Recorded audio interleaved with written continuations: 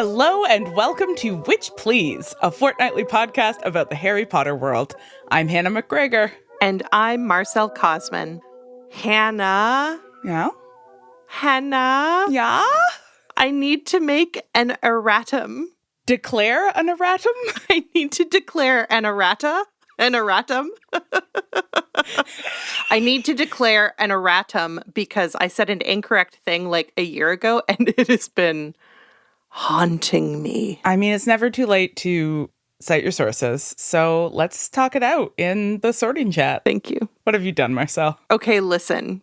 Do you remember way back when we did an episode about class and we started by talking about Taylor Swift's album Folklore and how it brought us both so much joy? I do. I said that album, Folklore, was produced by Justin Vernon, a.k.a. Bon Iver. Is that a lie? I know that Bon Iver contributed to a couple of songs on both Folklore and Swift's follow-up, Evermore. Mm-hmm. But Justin Vernon, a.k.a. Bon Iver, did not, in fact, produce Folklore. Wow. I don't know who started that rumor, and I don't know why I repeated it, but I did repeat it, and it was wrong.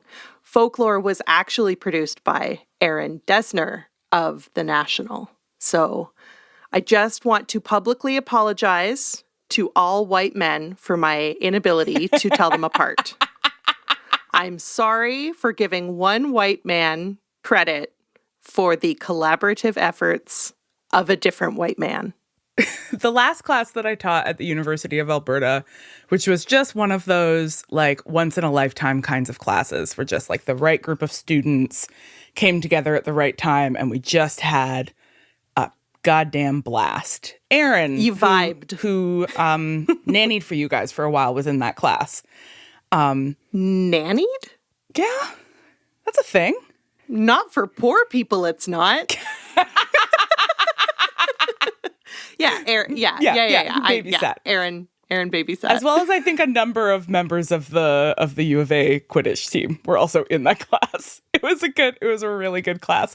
But there were these two straight white dudes with brown hair who I could not for the life of me tell apart. And we were like halfway through the semester, and I knew everybody in this class so well, and I was still calling these guys by each other's names. And at one point, one of them was like, "Why does this keep happening?" And I was like, "I'm sorry. All white men look the same to me." Were they both successful indie singer-songwriters? I mean, maybe. I don't know. I can't remember.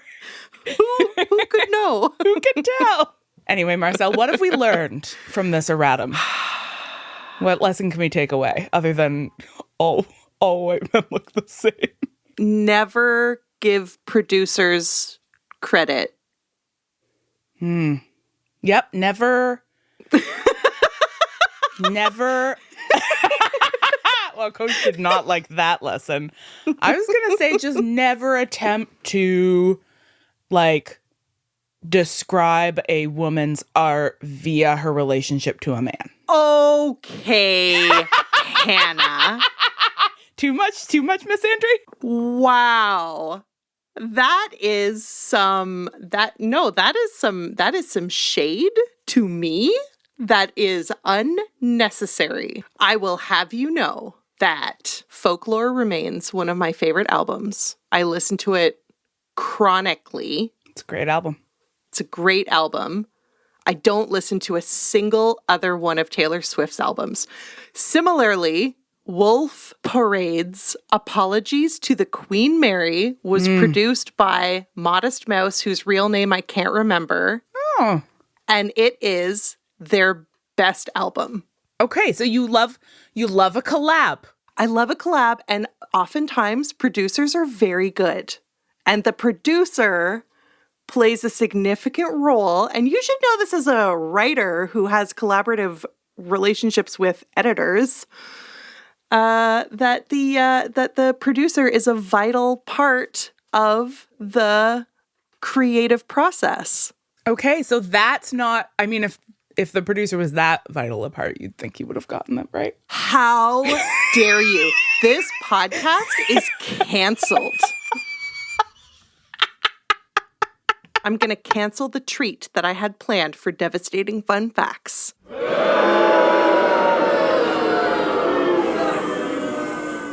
Treat canceled. Nobody gets treats, Hannah.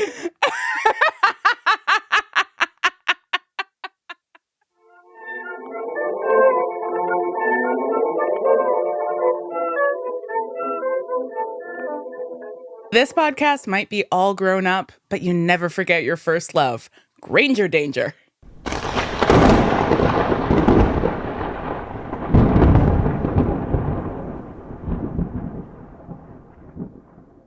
I want to talk about Hermione. Obviously, that's what we do in this segment. But specifically, I want to talk about Hermione's fear of Harry. Okay. So I was looking back at the way Hermione is described as responding to Harry's angry outbursts. She cries. He makes her cry, I think more than once. At one point, she exhaustedly asks him to stop biting her head off every time she tries to talk. And then towards the end, when they're arguing about whether or not they should go to the ministry, she's described as looking positively petrified. Yes. So, Ron never looks scared of Harry. No.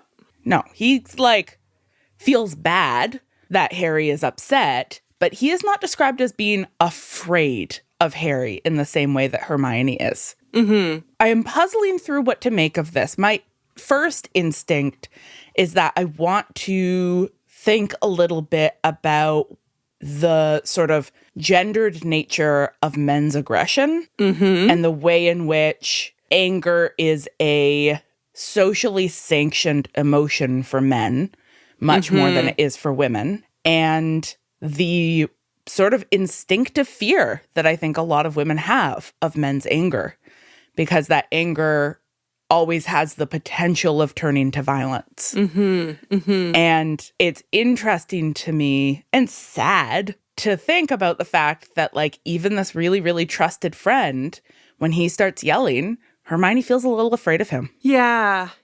I'm of two minds about this. So Hermione's an only child, and we know that Ron has grown up with many older brothers. Yes. And from personal experience, being that I grew up with, it was just me and my mom. And so whenever men yell, I immediately freeze up because it is very scary to me.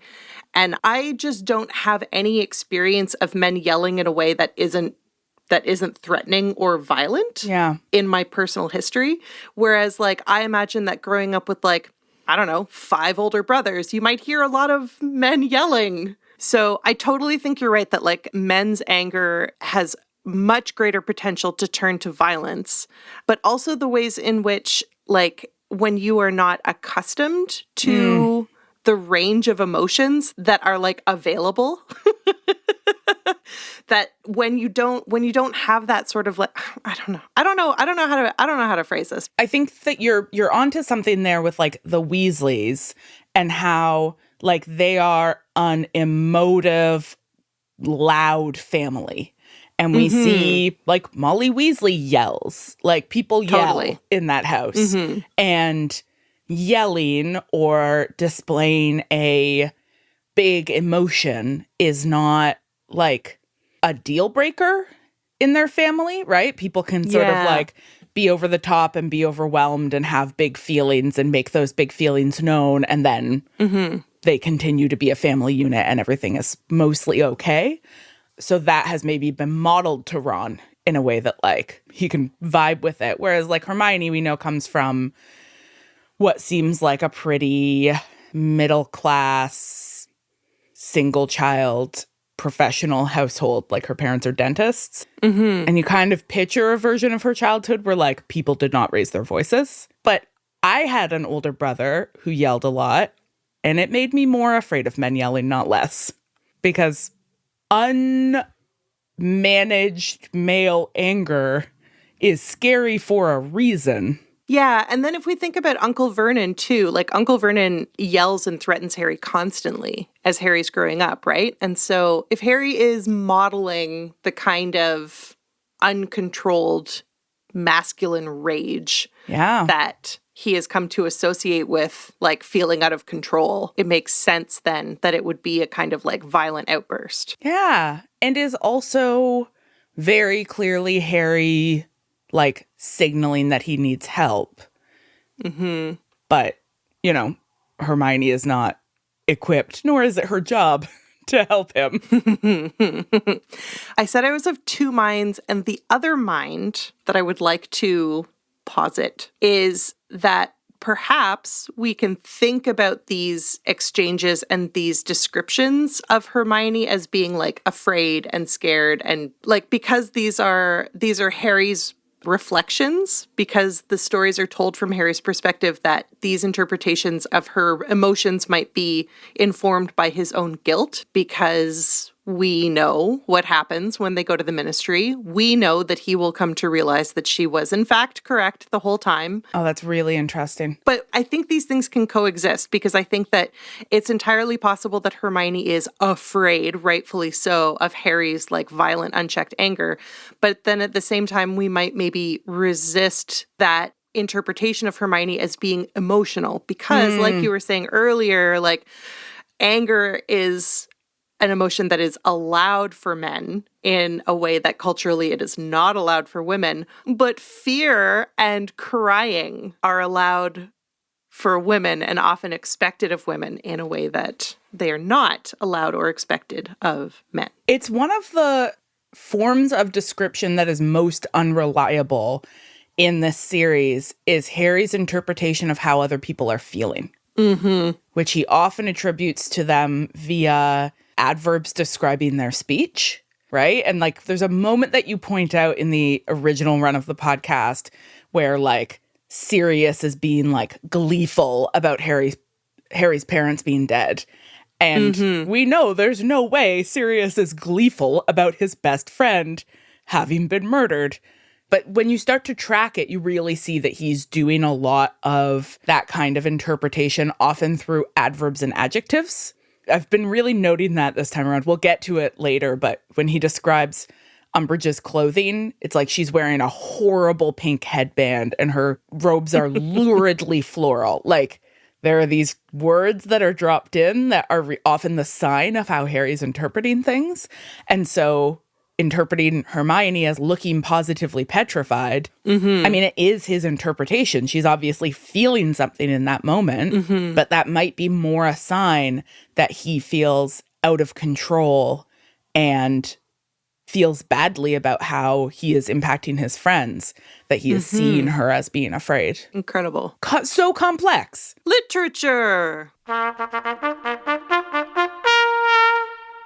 Marcelle, what did you notice? Okay, so the thing that I was thinking about is the fact that Hermione has the idea to start what we come to call Dumbledore's army.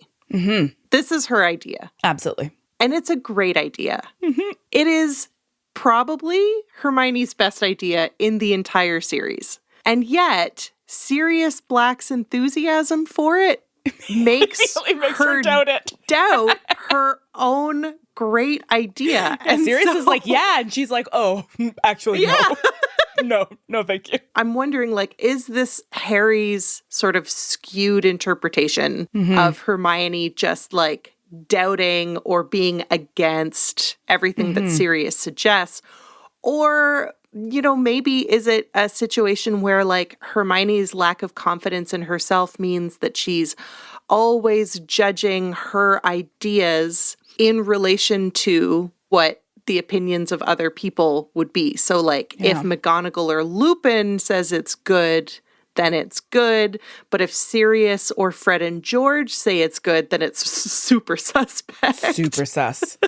Okay, two things this makes me think about. One is how it is that we as readers determine the limits of Harry's narrative unreliability.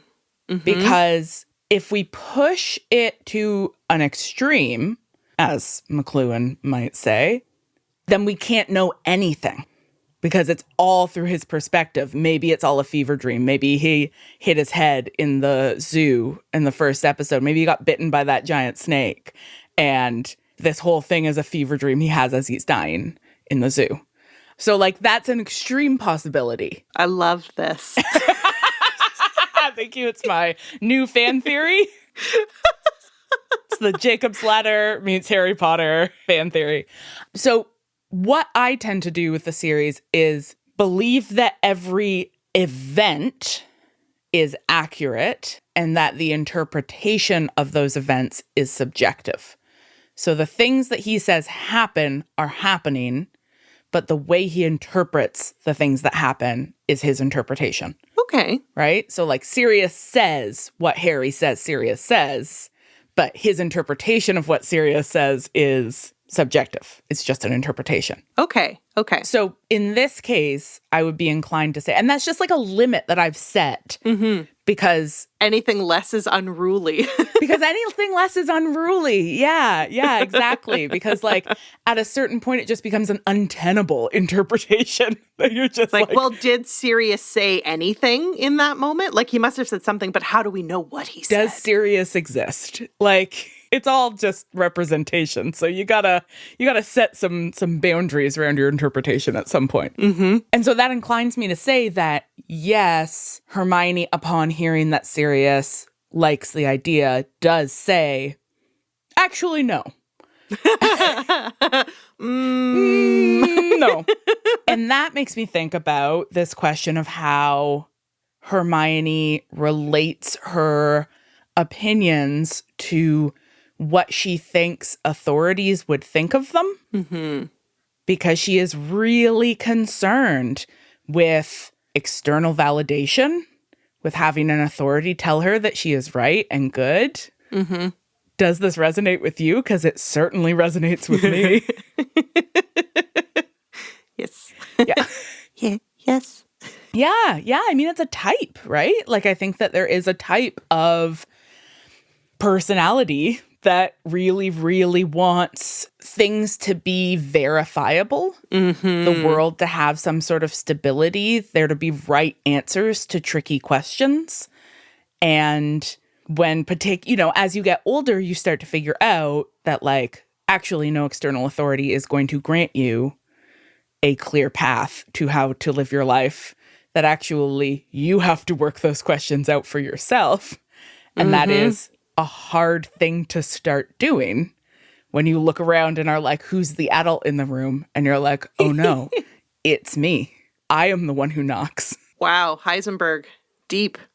And then around that same time, there are all of these young people who want you to tell them what the path is. And you're like, fuck, man, I don't know. I truly can't. I was joking to some grad students of mine about like figuring out what I want to be when I grow up. And they were like, you're the person we want to be when we grow up. And I was like, oh, how touching. And also, no. I forget to do laundry for whole weeks at a time. I can't be the adult. But like, that's not what people, that's not. No, of course.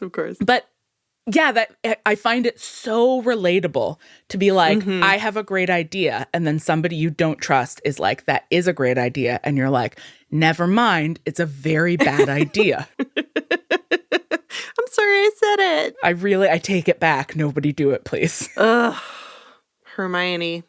One last Hermione thing I want to talk about, and that is Hermione and the house elves. Yeah. We didn't really get into the creature of it all, and maybe it's house elves are a thing we will come back to at the end of the series and like maybe look at across the entirety of the run, because I think the arc of how we are supposed to think of house elves shifts. But in this book, we've got two really key things. One is the absolutely abysmal mistreatment of Creature, who is like a miserable, traumatized being. I really can't say that word. Oh, you did great. Thank you. It was really difficult for me.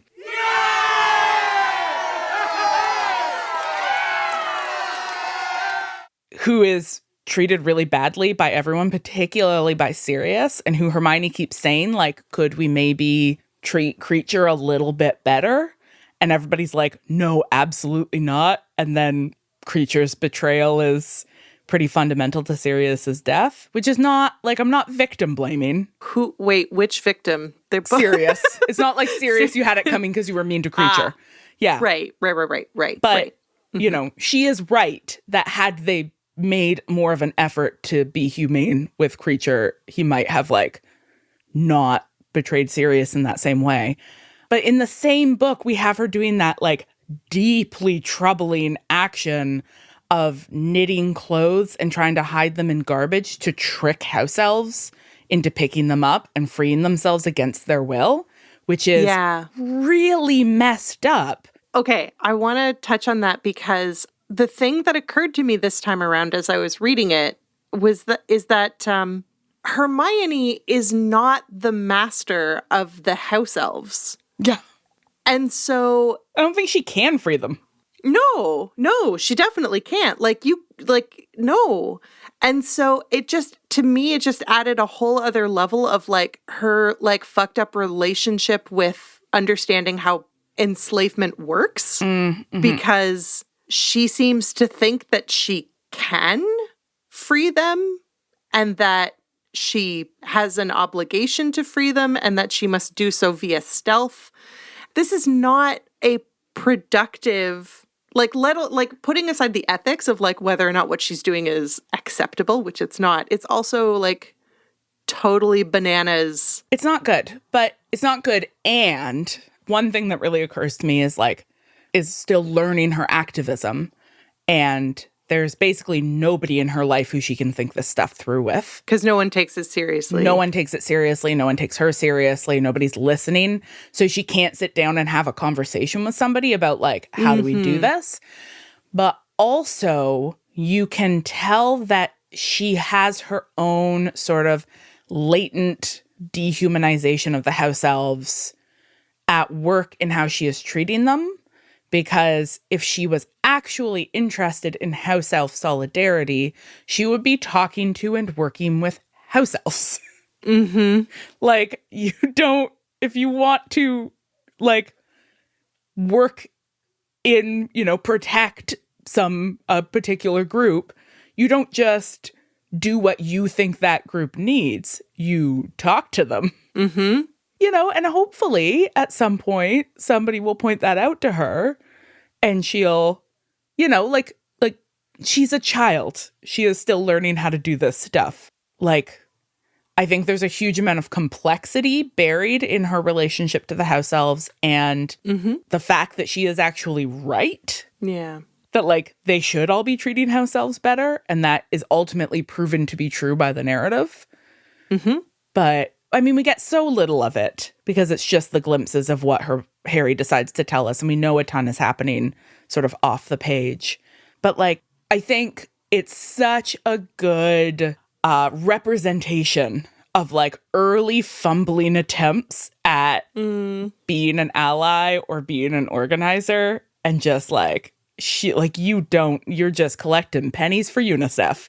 Like, you have not thought of a structure. You just know somebody told you that people in Africa are poor, so you should collect money for them. And at no point have you, like, had a conversation with a person who lives in Africa or, like, thought about the way that your other actions might be contributing to the system that causes that poverty. Like, you're just like, I want to help. A thing is bad and I want to help, and I have absolutely no tools to understand how I might help effectively. Here. Poor kid. She's doing her best.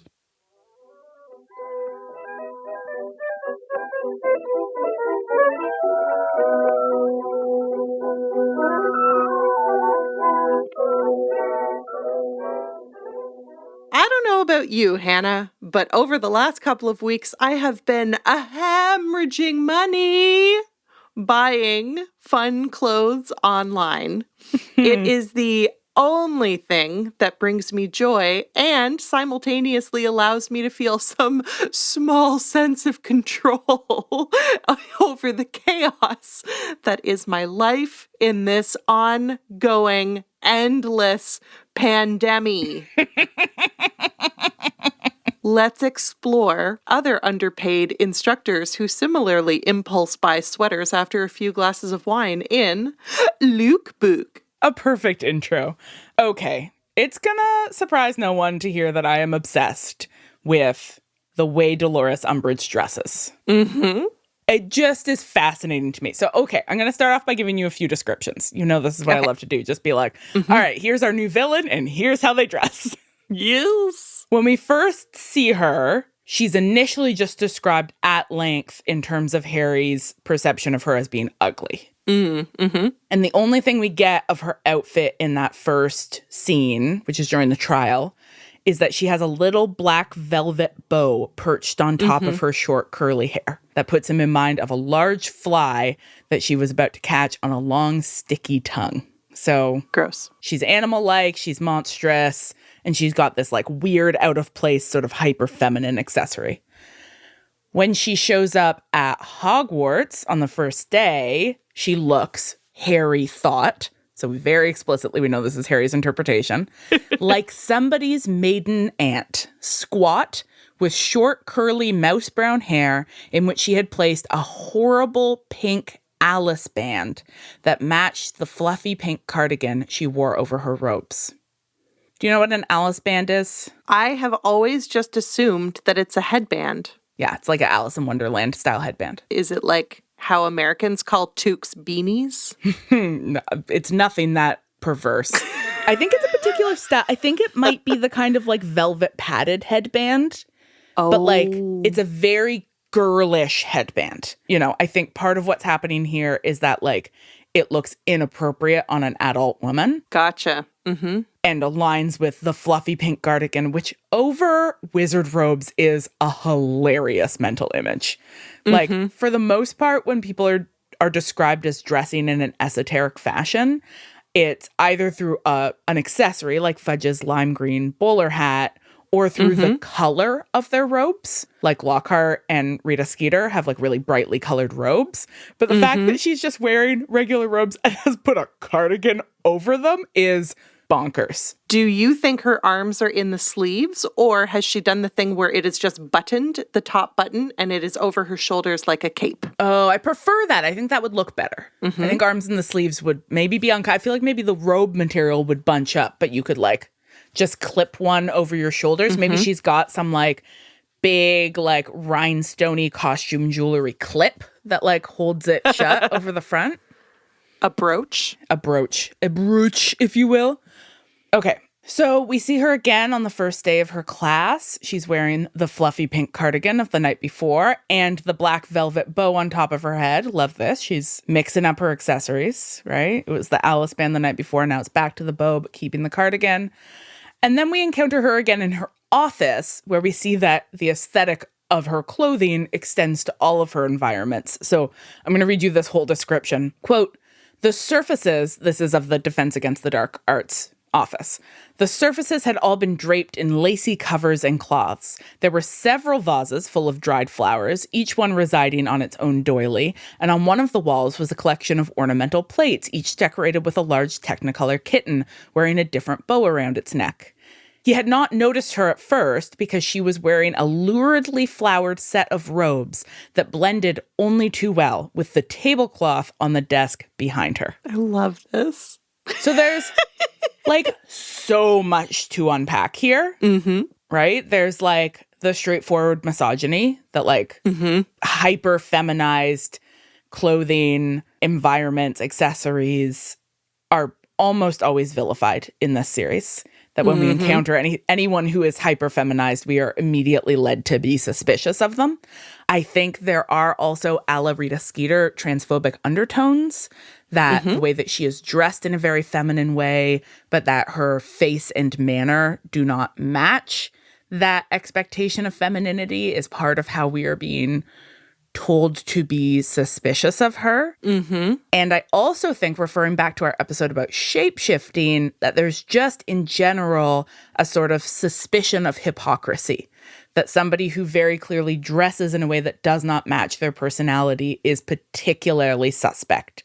Because there is this expectation that you should be the way you seem. Right. So if you are going to dress very sweetly, you should be very sweet. Mm-hmm. Mm-hmm. And I do think if she was very sweet, her aesthetic would still be being mocked in this book. Oh, yeah, definitely. But it wouldn't have its sinister undertone because it's that mismatch that makes it so sinister. I think like Mrs. Fig is probably a good comparison, but like her house smells, it smells like cabbage or something, or it smells like boiled potatoes or something. Yeah. I don't remember what it is, but it's like, it's not like, oh, I love to go there. It's like a candy shop. It's like, ooh, it's weird. And they're stale cake and photo books of cats. Cats, yeah. Like she's a figure of pathos. She's like pathetic and dumpy, which is the other thing that a single older woman living alone can be. She can be pathetic and dumpy, or she can be villainous and sinister. There's no other models available for us. I also think it's really interesting to note how horrified Harry is by like the cluttered aesthetic and how he doesn't seem upset by the clutter at the Burrow. Right. Which for me, again, is that like the Burrow is allowed to be cluttered because it is being overseen by a mother who is like, it's cluttered because she is busy cooking for her children and making them clothes. Whereas this is a useless clutter that is just things that Umbridge likes. And so that is bad. Yeah, it's like collectibles. Absolutely.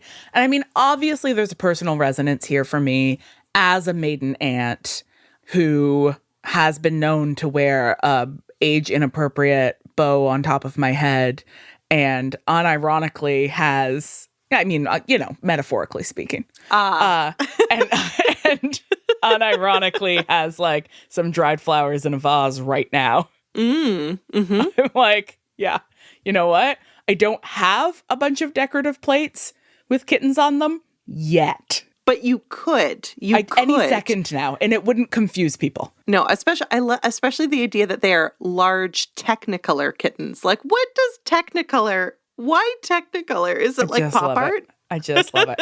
So why Technicolor gets me to the thing I really want to dig into a little bit more, which is the cultural history of the color pink. Oh, okay. Because the shade of pink is really significant for how we read it.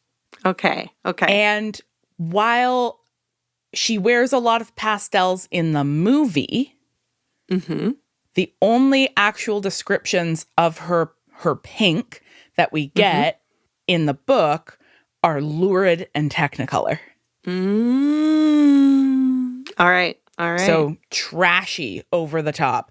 So let's talk a little bit about the history of pink. This comes from an interview with Valerie Steele, who edited a book called Pink, The History of a Punk, Pretty, Powerful Color. Cool. Haven't read the book. Can't vouch for it. But here's a little pink timeline. First became popular in the 1700s when it was the French aristocracy loved pink. Oh, that checks out. Yeah. It was a pastel pink. It was very popular in clothing and in decor. And it was more a color linked with like luxury and opulence than it was linked with gender. Gotcha. Yeah. Men and women wore pink equally. In fact, men might have worn pink more. It was not gendered. It was classed.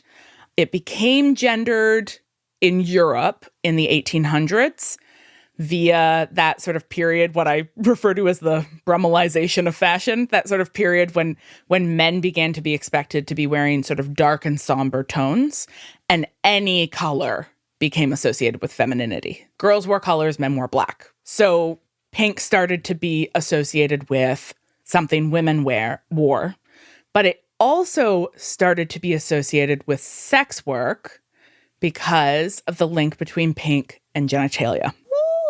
So like we got more and more pink lingerie through that period, and it became more and more common for sex workers to dress in pink to sort of indicate that they were sex workers. Which I should know is an association that returned with the Pussy Hats of the Women's March, but I really doubt that most of the women associated with that movement would have cited sex workers as their inspiration. Yeah, there's a real lack of crediting sex workers for the many works that they do. And their brilliance and innovation and radical transformation of feminist thought at every stage.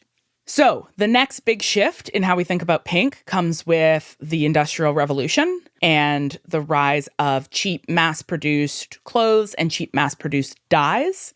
And that's when we start getting really bright pinks that can be made very, very inexpensively. So it becomes, for a while, a trashy color, particularly bright pink. It's a working class color. It is a gaudy color. And that doesn't really change, particularly bright pink, doesn't really change until the 1950s when, like, Jackie Kennedy and Marilyn Monroe bring it back and make bright pink sort of a marker of luxury again. Similarly, it doesn't become reassociated with femininity in quite so hard and clear a way until the 1950s, which is like the post-World War II doubling down on traditional gender roles. And by doubling down, I mean like actually just inventing. Because the 1950s constructs itself as a period of return to traditional roles, but actually invents new traditional roles and claims that they're traditional, even though they're new. And that's where we get the idea of like, pink is for girls and blue is for boys. And then our last big shift in pink is millennial pink. That dusty rose. That dusty rose, like of the huge resurgence of pink as an iconic color that is associated both with sort of the millennial generation's undermining of traditional gender roles. So that like reclaiming pink as a neutral is a way of sort of saying, you know, we're not interested in the pink-blue dichotomy. But it's also been really strongly associated with like aspirational minimalist aesthetics, which like aspirational minimalism is like a defining feature of millennial aesthetics, that we all want to live in like lofts with like a single beautiful pink velvet couch. I do want that. Yeah. And a big part of that is because we are such an unbelievably poor generation. Okay. It's almost kind of returned to like its 18th century like French aristocratic tones, right? That it's genderless and associated with like luxury and refinement, and we like these sort of dusty pale tones of it again. So pink is cyclical. Like it shifts. It very frequently has very strong associations. Those associations have like reversed and flipped and changed time and time and time again. That's so interesting. So, returning to umbrage, I think that the textual evidence we have suggests that umbrage wears gaudy, bright pinks. And so, part of the resonance of what's right, she's being associated with hyperfemininity, and that is always bad in these books. Yeah. She's dressing in a feminine fashion while failing to be adequately pretty. Always bad in these books. But also, she's tacky. Yes. And that is always bad in these books. Yes. Anybody who wears bright colors is suspect. Until the next book. I suddenly am reminded that is it Mrs. Puttyfoot or Madam Puttyfoot? Anyway, the Puttyfoot tea shop in Hogsmeade, doesn't that remind Harry of Umbridge's office? Like when he's there with Cho, don't we get some note that it like reminds him of being back in Umbridge's office? Yeah. We know that Harry is uncomfortable in gendered spaces like that. Yes. Yes. Yeah, like I think, Umbridge is an effective villain. She is genuinely a sinister figure. I'm not interested in like attempting to girl bossify Dolores Umbridge. Like she's a child abuser. She is a terrible human being. And I also think it is consistently interesting to look at how aesthetics play into the coding of the villains in this series. Right. Like, just because the coding is bad doesn't mean that the character is good. Yeah, exactly. Exactly. I mean, it's that I read an article a little while ago about how significant the villain in Silence of the Lambs was. Buffalo Bill. Yes. Who has been interpreted by a lot of like trans media critics as like an early representation of trans identity on screen.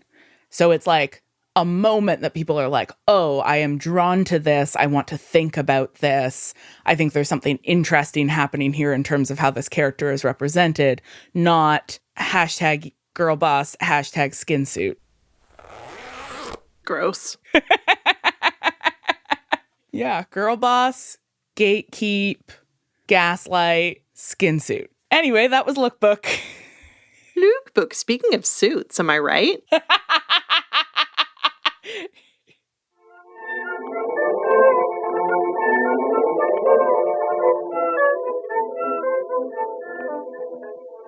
It's time for a little delight, a little whimsy, and a little simple pleasure. It's time for Orchideus.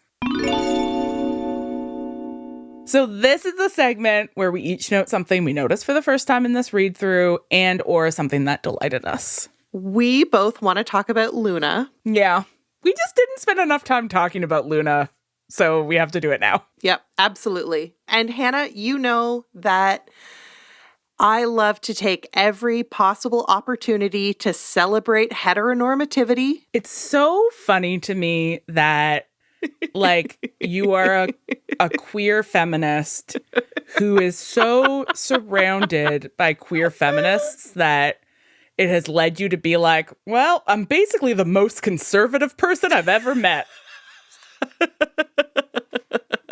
I'm married to a man, so I basically am the man. I just love to celebrate and bring attention to the otherwise underrepresented cis-het relationships in young adult fiction. Yeah, I agree. Not enough attention, not enough time spent talking about them. It's my passion project. Who do you think Luna's het for? Luna is totally het for Ron. Totally het for Ron. And I wrote down a bunch of pieces of evidence. Okay, I'm ready. Prove it. Okay, I'll go through this quickly so that we can spend time doing more fun things later. Chapter 10. This is when we first meet Luna. They're in the train car. Luna observes that Padma Patil had a very bad time at the Yule Ball with Ron because he didn't dance with her, but then she concludes that she, Luna, would not have had a bad time because she doesn't like dancing. Page 171. Evidence the second. Same chapter. Ron does a very weak impression of Goyle, like a very confusing and strange impression of Goyle. And Luna laughs so hard that she cries, gasps for breath, drops the quibbler on the floor.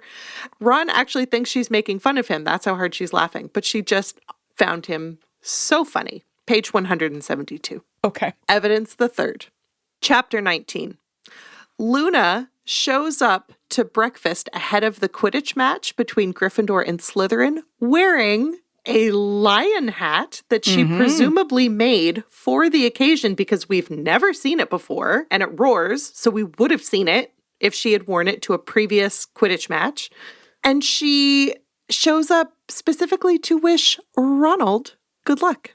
Page 357. Chapter 25. During the meeting with Harry, Hermione, and Rita Skeeter, Luna sings "Weasley is our king" to herself. Oh. And then final piece of evidence in this book, she goes to the Department of Mysteries with them. Truly wild. I want to think about this because, like, okay, so who goes? So it's Harry, Ron, and Hermione. Of course, those three are going to go. Ginny is in love with Harry, so she's going to go.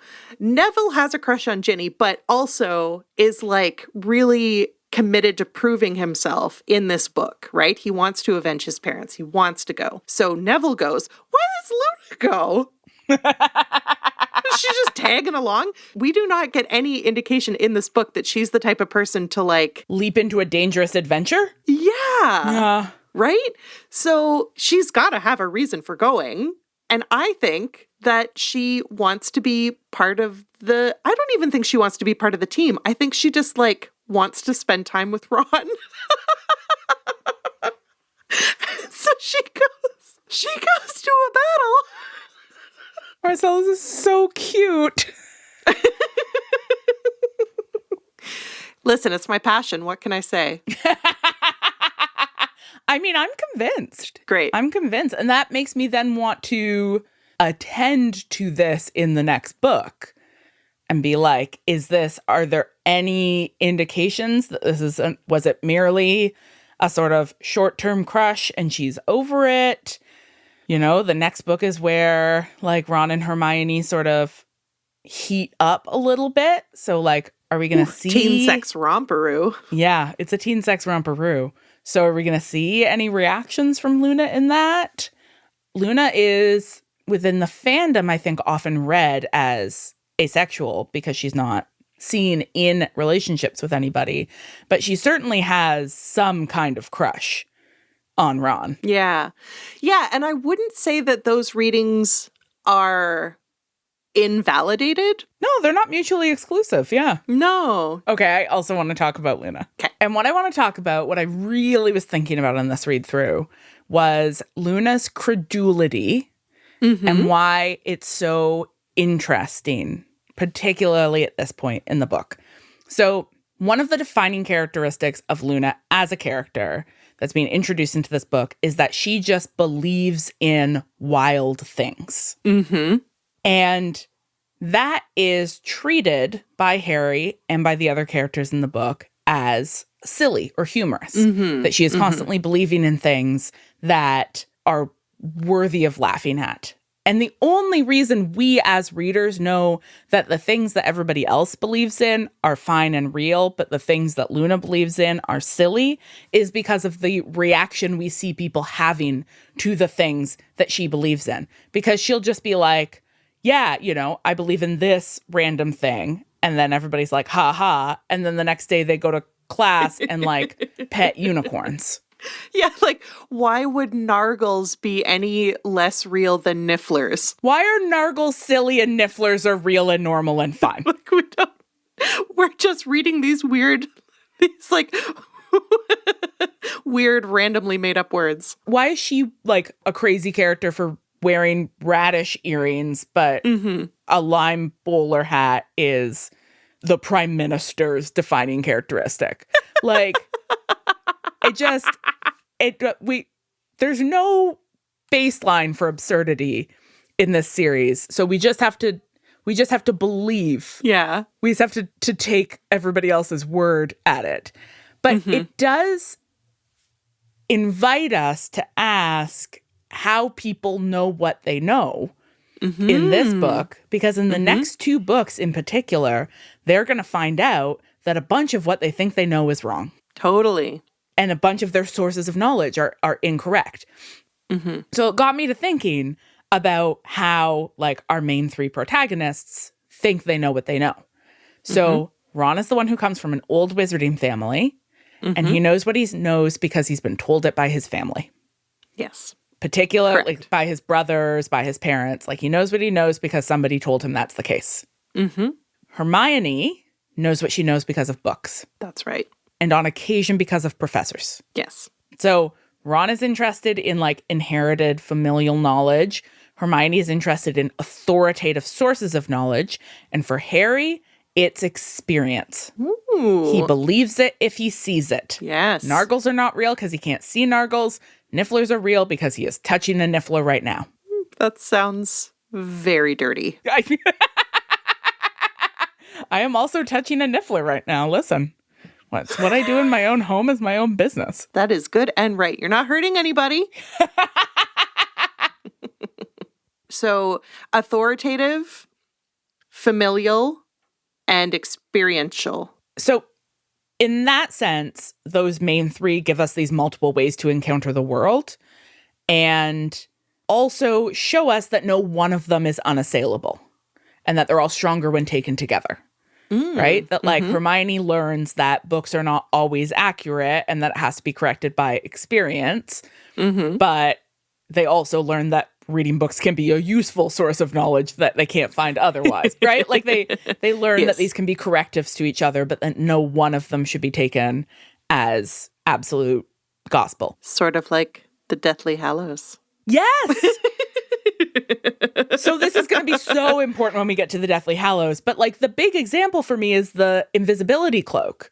Ron has no point of reference for it because there aren't any stories in his family. But he knows it's been handed down from Harry's family. So he's like, cool, that's trustworthy. Things handed down by families are fine. Hermione has no reference point for it because it's not described in any book. So she has no way of, nothing to go on. And Harry is like, I have an invisibility cloak and it's invisible, so invisibility cloaks are a thing and they're normal. Yes. And he's got no context. When later we find out that, like, this is actually the only invisibility cloak that exists and is, in fact, this, like, quasi-divine relic. It's like, oh. But he had no perspective, right? He can't tell the difference between a thing that is incredibly common in the wizarding world and something that is incredibly rare in the wizarding world because he only knows what he encounters. Like being a parcel mouth, right? Like in book 2, when he's like, surely lots of wizards can talk to snakes. And both Ron and Hermione, with their different knowledge bases, are like, no. They're both much better at context than he is. Because they are both sort of working with these sources of knowledge that are sort of better at, like, they're more cumulative. Whereas Harry is like, he believes what he sees. It also means that Harry is often more skeptical. Like, he's less likely to be sort of influenced by these other sources of knowledge. So here we get, in this book, they introduce Luna, whose source of knowledge is like imagination. Somebody's like, this thing exists. And she's like, neat. I can imagine that's the case. Why wouldn't it? Lots of things exist. This world's wild. Yeah, you're right. Her ability or willingness to imagine things is very much a like, yeah, why not? She believes that things are true unless they are proven wrong, which is like the opposite of how like most of our like more skeptical characters operate, right? Which is they're like, Harry in particular, who comes out of the Muggle world and is our focalization. So we're like, we don't imagine anything magical exists until Harry sees it and tells us about it. And then we're like, oh, that exists.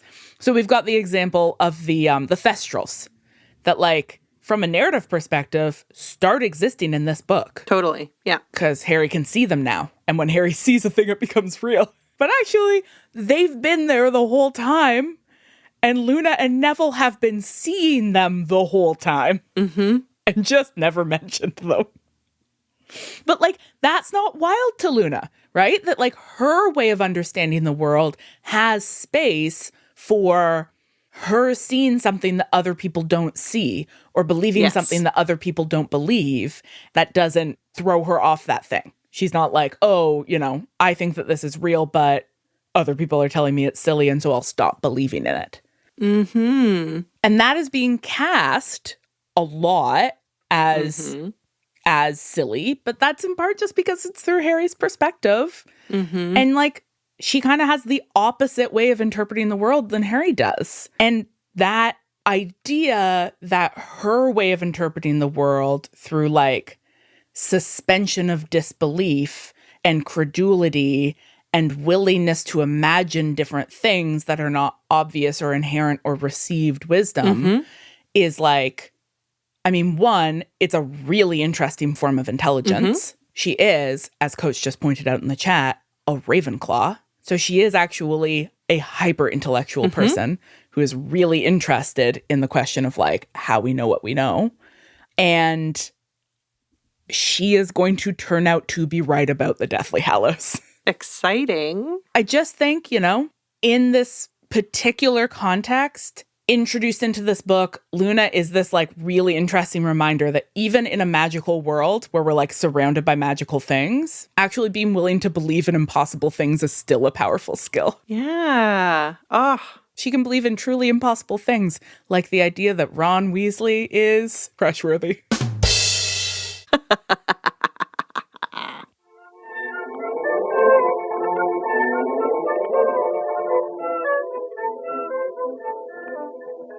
Grab your tissues and prepare your smelling salts, because it's time for devastating fun facts.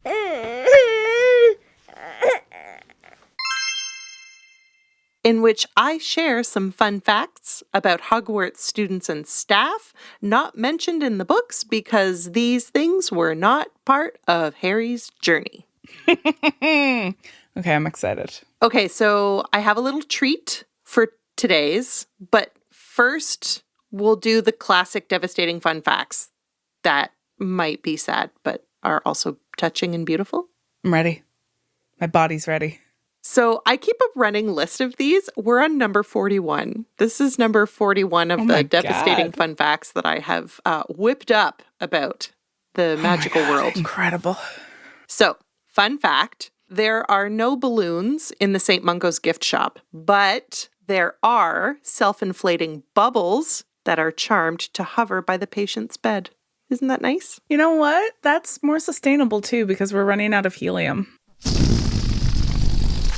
Okay, so I have obviously been thinking a lot about Neville in this book and about Neville and his relationship with his parents and how we really don't get to see a lot of that. So, fun fact, we all remember, of course, that Alice Longbottom gives Neville gum wrappers when he goes to visit. But what we don't know is that she doesn't just chew the Drubal's best blowing gum. She uses the gum as a kind of plasticine to make little figurines. And she starts out just making little trees, little animals and stuff, that kind of thing. But as Neville's love of herbology grows, she starts to model the plants that he describes to her and tells her about on his visits. And once he realizes what she's doing, he starts to bring his botany and herbology books with him on his visits so that he can give her really rich descriptions for her little miniature plant models. It's really beautiful. I made both Hannahs cry. Oh. Fun fact. One of the ways that Frank Longbottom shows his love for his son is by composing music. But this is not always super obvious. Frank will sort of tap out rhythms to score the stories that Neville tells his parents during his visits. And this becomes clear to Neville when he's telling his parents about the fight at the ministry. So at first he just thinks that his dad is distracted, but he realizes that when he pauses in his story, his dad pauses the rhythm of the music that he's making, tapping things out. And so eventually Neville records the music that his father has composed for him, and he plays it in the greenhouses while his students work. And super fun fact, whenever the music plays, the students all feel reassured in the work that they're doing.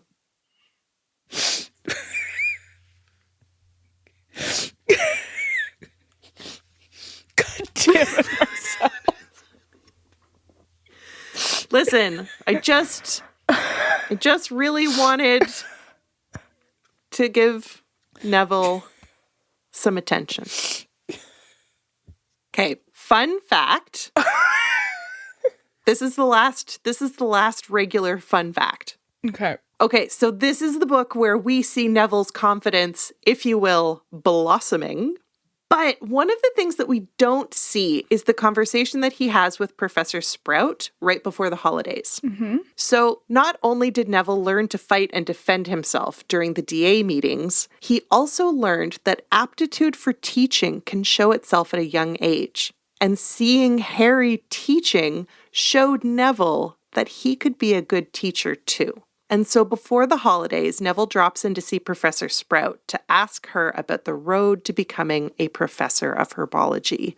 And Pomona Sprout... Because they're doing their owls this year. Yeah, and Pomona Sprout is positively delighted to learn that this is what Neville wants to do.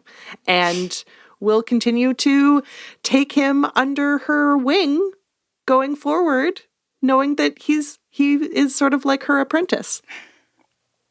And so that's really nice. That is really nice. Fun facts. So fun.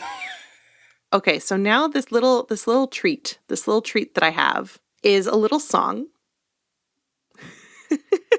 This is something brand new, a little fan service to all of our listeners out there with toddlers.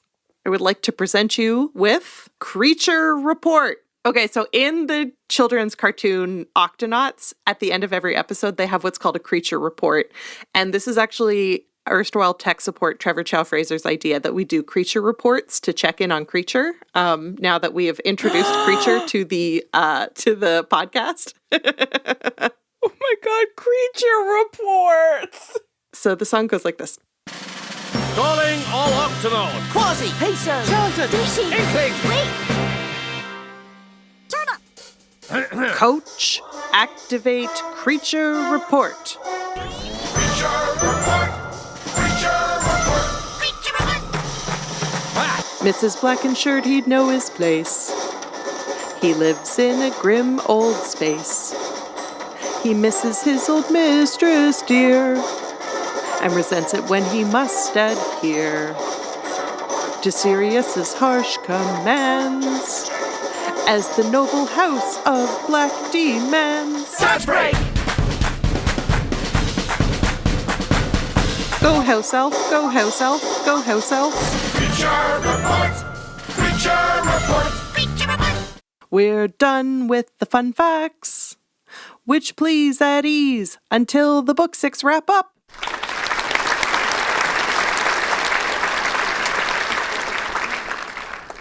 Marcelle, the fact that you, within the same 5-minute span, made me cry and then made me smile so hard that my jaw hurts is like, you're too powerful. You must be stopped. I must be stopped. That was fun. So that was Creature Report. Thank you for that. Thank you You're for welcome. that. Thank you. What a gift. What a treat. Even though I didn't deserve it because I was sassy. You're so sassy. You still deserve it.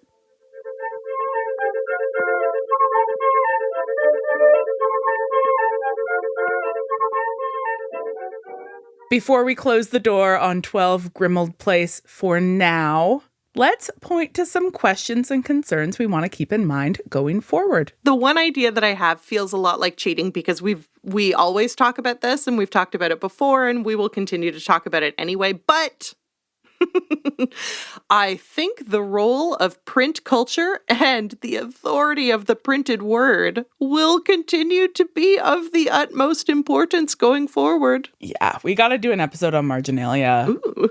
Like a whole episode of marginalia because Half-Blood Prince, like that's, you know. Yeah, cuckolded for marginalia. Wow, I am cuckolded by marginalia constantly. We'll keep talking about pedagogy, of course, because we got to talk about Slughorn and Slytherin pedagogy, which I think this is the first time we actually get to see Slytherin pedagogy up close, since Harry's on the inside for a period, and we can see maybe what makes it appealing to some students. Totally. Absolutely. We're gonna have to keep talking about trauma, obviously. One thing that we've sort of alluded to that I think this next book probably will be the place to really talk about it is language and spell work and the idea of spells as speech acts and the introduction of nonverbal spells and the idea of being able to invent spells and sort of what that tells us about like language and its relationship to magic. And also somebody pointed out, and I think this would be an interesting sort of continuation of our conversation about publics and counter publics maybe, but that is like thinking about Draco through the lens of the psychology of cult initiation or far-right extremist indoctrination. Yes. Yes. Let's do that. Those were Twitter suggestions, so I can't take credit for them, but I think that they are great and threads we will pull through in our discussion of the next book. Yes, I love them. Perfect. I'm excited for a new book. Yeah, me too. I think it's my favorite book. This one's your favorite book, and the last one's your favorite movie because you love the camping. I do love the camping. I think it's my favorite one. Yeah, I think it's my favorite too. Can't wait. We'll do 30 episodes on it.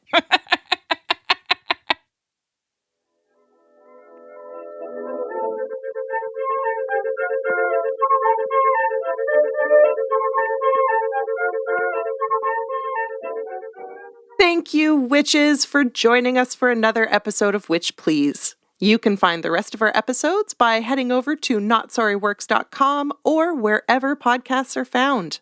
If you want to hang out with us more, we're on Twitter and Instagram at @OhWitchPlease. Witch Please is produced in partnership with Not Sorry and distributed by Acast. Special thanks to Not Sorry for having us and to our always on the ball producer, Hannah Rehack, aka Coach. Thanks, Coach.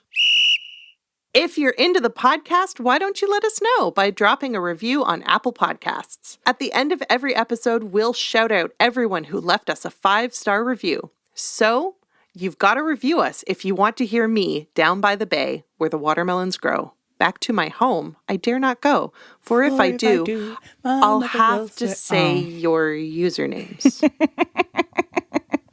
Thanks to Dreadfully Inadequate, Hopple Popple, A. Monroe, Musicals Karen, Just an Emoticon paired with an emoji, Betty, Picavaria, Caragiannis, KTMMCC24, EM Cools, VFB94, Canvia, Rosen Mountain, Bethanel, Codes Like a Girl, and Rocky Road Butch. Thanks. Thanks, everyone. We got a real surge, and I think it's because maybe the episode that just dropped was the one where I was like, but actually do review us, please. So you all did!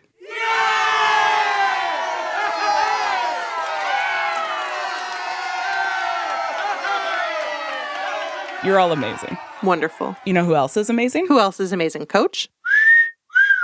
Coach is also amazing, but also our wonderful Patreon supporters for making this show possible. So amazing. They're so amazing. We had an absolute blast doing our live Witch Please Tell Me. And if you want to get access to incredible bonus content like that live event recording, 2 solid hours of Marcelle and I doing Witch Please Tell Me live, a costume change, a sweater with a goose with a knife. Mm-hmm. These are the things that you can get if you head over to patreon.com/ohwitchplease. We'll be back next episode to start our discussion of Harry Potter and the Half-Blood Prince. But until then, later, witches.